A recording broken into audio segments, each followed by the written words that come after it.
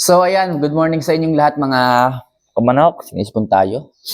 Nag-uulan na po dito sa amin. Okay, so sigurado ako maglulugo na po ang mga manok pagka ganito. Anyway, pag naglugon, magbibihis, gaganda yung balahibo at December makaka-recover po ulit sila sa paglulugon. Okay? So anyway, sa pagkakataong ito, nandito ulit tayo upang sumagot sa napakaraming katanungan na inyo palaging itinatanong sa akin sa araw-araw. So lubos ako nagpapasalamat, natutuwa dahil nandiyan po kayo palagi para sa ating channel. Okay? So kung nagawa niyo na po yung mag-subscribe, mag-like, at mag-comment na rin po sa ibaba, simulan na po kaagad natin ang ating mga sagutan sa inyong mga katanungan. Alright? So huwag natin ito masyadong patagalin, simulan na po kaagad natin.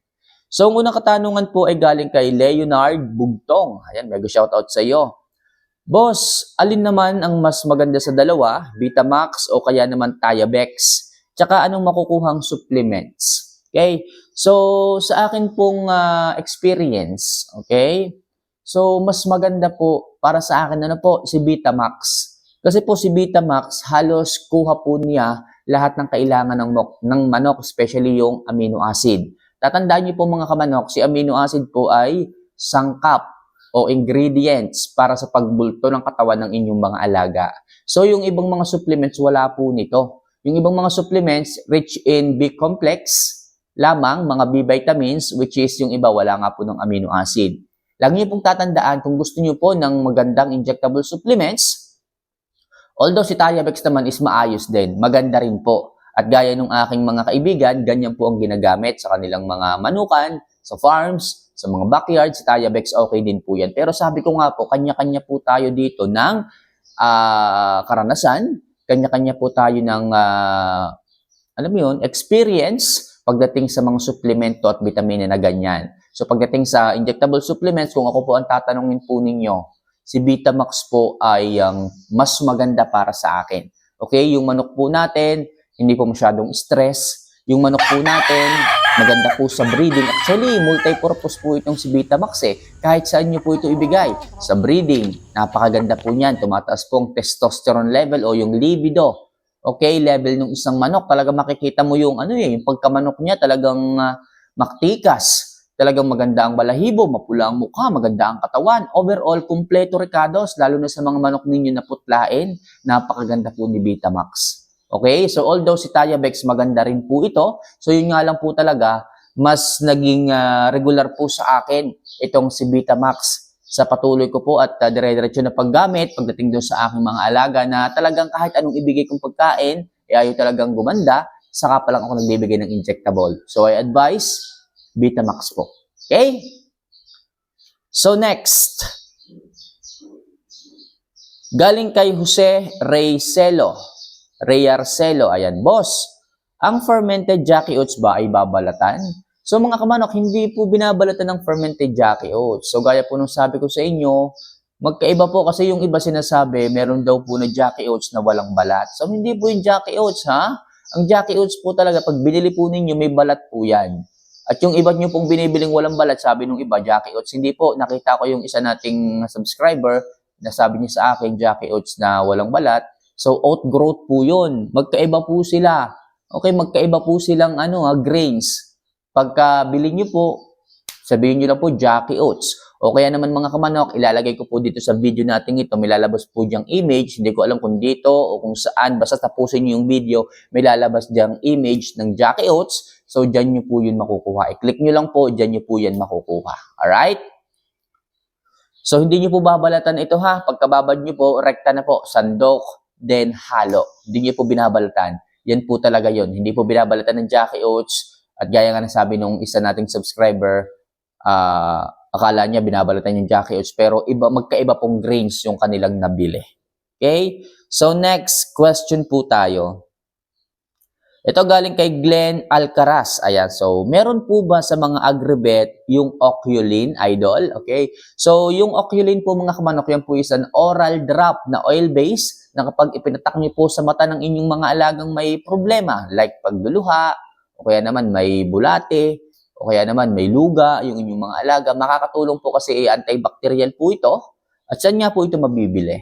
So, sa mga agribet, available po ito kung malalaki. Kung malalaking agribet like Pacifica, Okay? Pero kung maliliit, possible hindi to available. Pero kung gusto niyo po ng siguradong availability ng Oculin, ilalagay ko po sa video natin ito. Hindi ko man alam kung dito, kung dito, o kung dito. O basta tapusin yung video na to, may lalabas po diyang imahe o drawing or photo or picture ng Oculin. I-click nyo lang po yun. Doon po kayo po pwedeng makabili. Okay? So, pag nakakita po kayo ng drawing dyan, image ng Oculin habang pinapanood yung video, click nyo lang po yun, makakakuha po kayo. Okay?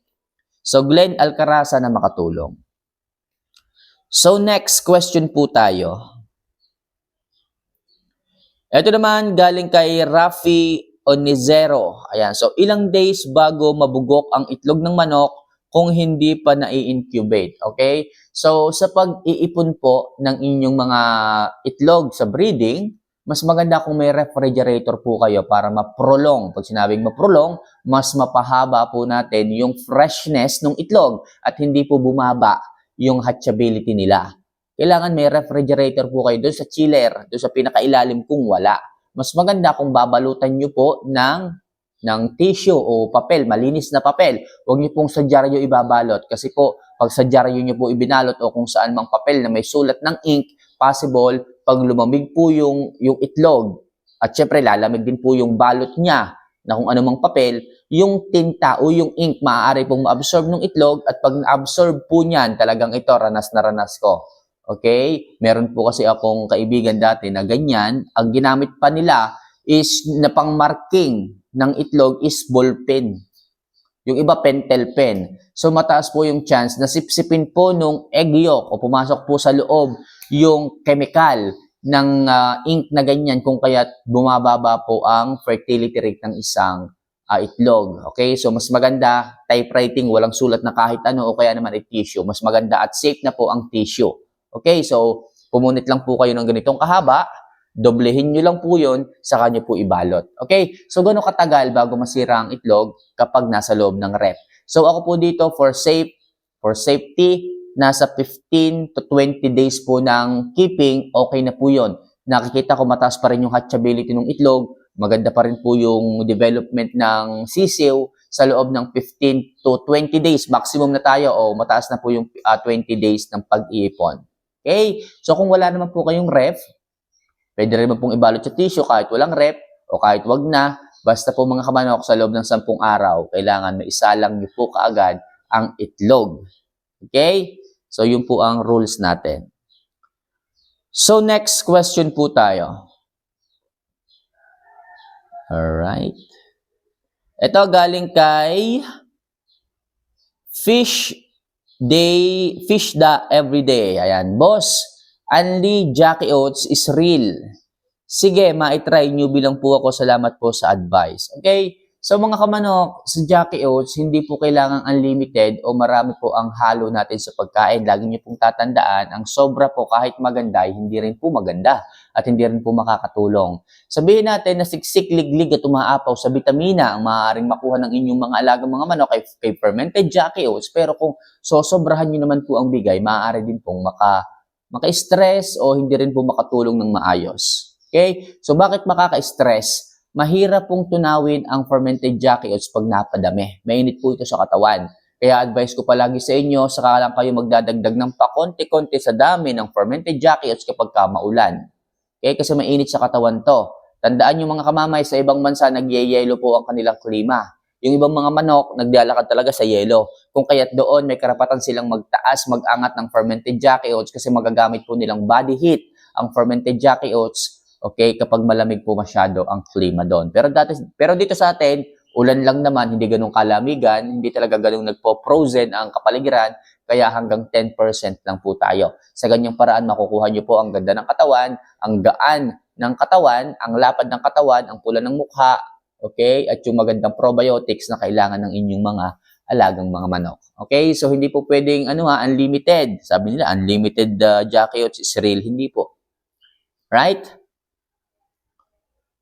So next question po tayo. Ito, isang katanungan po, isang comment po ito ng isa nating subscriber at gusto ko pong bigyan ng paliwanag po ito sa inyo.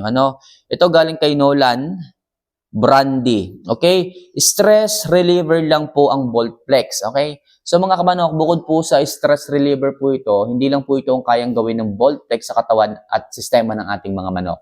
Tatandaan niyo po, ang number one na rule o number one goal ni Voltflex sa katawan ng manok is tulungan po ang manok na mag-digest ng maayos.